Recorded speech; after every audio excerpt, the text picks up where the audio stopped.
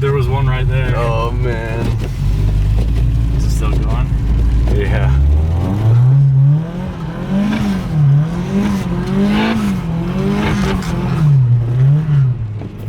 Oh. Oh, not a good idea. Look at me. Oh my gosh. Oh no. That was a bad idea. Oh no. That was a bad idea to open that window.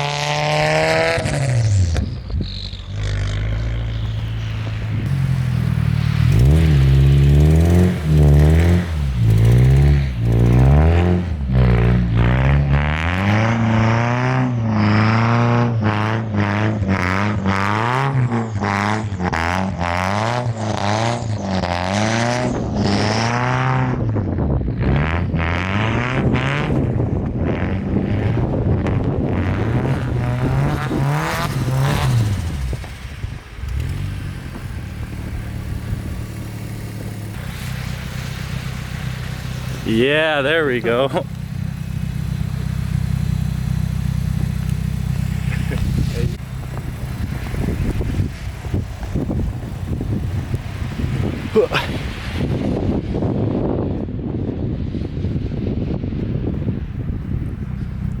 That's sick.